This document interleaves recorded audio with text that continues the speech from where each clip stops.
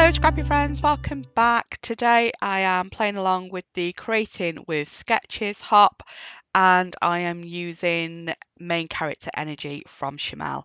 If you're not already a subscriber, don't forget to hit the subscribe button and give the video a thumbs up. And if you enjoy the video, please pop a comment to let me know what you liked. And not sure what to say, just pop a scrappy emoji for the sake of engagement.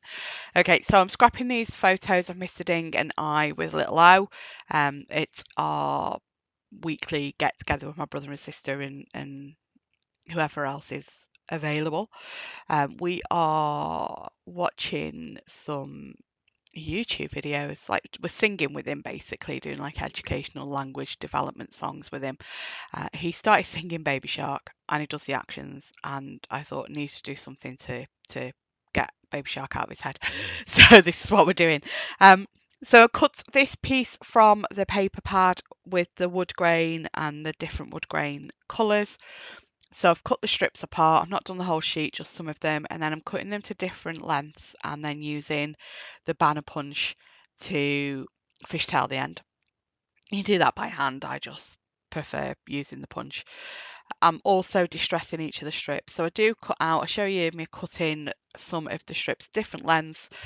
I've just used what I've already cut off to line up to make sure I'm cutting off a different amount from each strip to keep them more varied. The first and the last strip I do actually do to the same length. I then distress them all, arrange them with a little bit of a gap between them and stick them down so they're sort of central on the page. I do skip ahead in a minute for you. There you go. So yeah, distress them all with that Tim Holtz distress tool. So get them all stuck down, and after they are stuck down, I back the photo on a couple of pieces of scraps from the collection in my scrapbooks. I do trim off the perforated edge of this piece from the paper pad. I really don't like the perforated edge, and just trimming this down to the photo. I love this because of the gold hearts on it. I do feel it does sink into the pink strip a little bit, and I hope I remedy that later. So doodling. I love to doodle. I'm not always brave enough to do it on a layout, but I do get the pens out and just go for it on this one. This sketch is one page sketch number 3 from Allison Dave's Creating with Sketches, and we're all using the same sketch this week. I'm using variation 6 with a bit of a variation of my own on there. I can't show you the actual sketch because it is paid content. On the sketch there is stitching, so it was pretty late in the evening when I was doing this, so I didn't want to get the sewing machine out, so I am using my pen just to do various different doodled lines. I cut the next bit out and then there you go, they're all doodled there, and I've done slightly different. Some of them I've done the same on more than one, but majority of them I've tried something different. So to stop this photo mat from sinking into that pink on the strips, I've edged the photo mat and the whole of the page with, I think I've used black soot. I've then put everything away and just left it there to dry for the day, for the evening, whilst I went and watched some snooker, because I wanted that ink to dry, because I'll show you in a minute how much of the black ink I've ended up with on my hands. Also, do you like my nails? I got them done that afternoon when I was making this. A friend, a girl I used to work with who only lives around the corner, is a nail technician, and she did my nails for me and I absolutely love them. So yeah, I hopefully got decent nails for a few weeks there. So coming on to embellishing here, I do originally go with these foam stickers, and I go with, I think it's the this is little words and then the big gold magic. So I do that originally. That does get changed out in a minute when I go through the die cuts. Uh, but I am really liking that. I'm wondering why I changed it, if I'm honest with you, because I really love that. But I love how the layout looks when it's finished, so I don't really regret it. Just having a look through stickers, and then I get my little hobbycraft tray out and go through die cuts. Oh, I'm using an off-cut piece of vellum there, so I'm going to write my journaling on that vellum, and I'll show you how, later how I do stick that out. So you stick that on. so you don't see the adhesive. So I'm pulling the bits out of the die cuts here that I think I'm going to use on the page. I do end up not using everything I pull out, but then pulling out a few extra bits as well in the end. So yeah, just going through all of them. Now, when I do my embellishing, you'll see that it does change. So I start off, there we go. There's my title changing. This was just, it was just really lovely. It wasn't like a full hour watching YouTube, but we were together for about an hour and I'm playing with his cards with him and I end up going and we've swapped Mr. Ding's there with him. We've swapped over because we swapped babies. So he had baby I and I had little O, and then his arm was falling asleep holding the baby, so we swapped. And yeah, Mr. Ding's actually singing with him there. He was a sleepy boy at this point as well, so he was having a bit of a snuggle. So absolutely love that sun and the flower, and I thought because it's pictures of like me with O and Mr. Ding with O, I just really loved that, and it was just a really happy smiley hour as well. So I had to use that, I had to find a way to use it.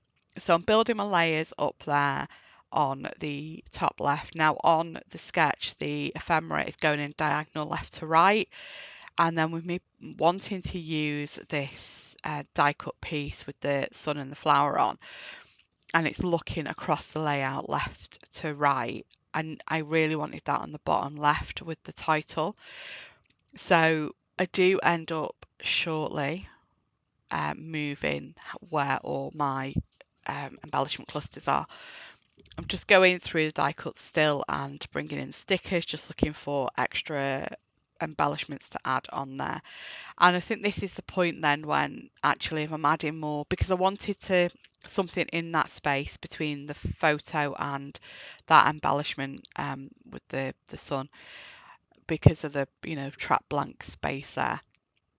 So I think this is the bit actually where I then decide that, if I'm building this cluster up in this bottom, it's actually going to look better if that cluster's all coming out from that corner and things get moved. So here you go. So I'm just filling in this corner. It starts with just filling in that blank space, and then everything ends up moving over because I'm much happier with it like that then, and I'm really happy with how this actually ends up looking. So then that flower and the labels move as well to go into the right corner, so I'm going diagonal bottom left to top right instead of top left to bottom right, and I am really happy with this. I think it frames the photo really well and it does lead your eye to the photos. These these phrase pieces, I do change them out a little bit, and then I just really like them just randomly sticking out of the clusters rather than being, really uniform and straight, which is what I normally do with them. So I am, really like how I've ended up doing that. I found these pieces as well that quite a few of the flowers in the clusters are from putting on Scan and Cut last time I used this collection, or not last time, but I think it was the first time I used this collection actually, on the Scan and Cut and cutting a full piece with all these really lovely retro flowers on it. So I've used quite a few of them that I had left over on this layout. That blue and white and yellow one, I wanted something because I wanted that having fun phrase there, but you've got the pink piece again behind it. So I wanted something to break those colours up. Just adding in more of those bits then with the word phrases and the labels and such. I've come now to stick down. So what I'm doing is I'm just putting a little tiny bit of adhesive on spots where those die cuts are overlapping, just to put them together in one piece to move them about, because I really liked how they were arranged and I didn't want to change that. So you can see there I've put the glue along the top of the vellum where it's going to be hidden behind the photo, behind the embellishments, behind the title. I do end up actually sticking the vellum a little bit lower than I meant to originally, so there was a bit of the glue still showing to the side, so I use that epoxy flare that I create with a printable and a naked epoxy there, just below the photo, tucked under the title. And then I've put some star. I put a star there from the like the enamel dot kind of sheet, had some stars on it as well, and I've put that with a dot of glue under it as well for another anchor point on that vellum.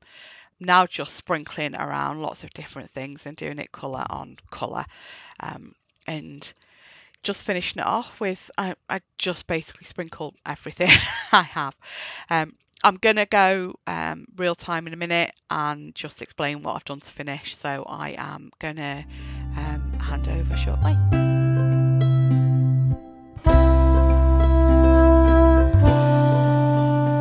Okay, so we're done. I have basically threw everything at this. I've done lots of layers here and just like stuck word stickers in. I've tucked things under different layers on the photos, changed the title out, and then I've got a epoxy flare down here, which was the only one I had left from this collection, so I thought let's do it. These are A Look Magpie printables. These are. I've then again different layers, different heights in this top corner, and then I've just, you know, puffies, words, matched colour to colour on the strips. I just put some random little details around, and that's it. Thanks so much for joining me. Have a great day. Take care. Bye bye.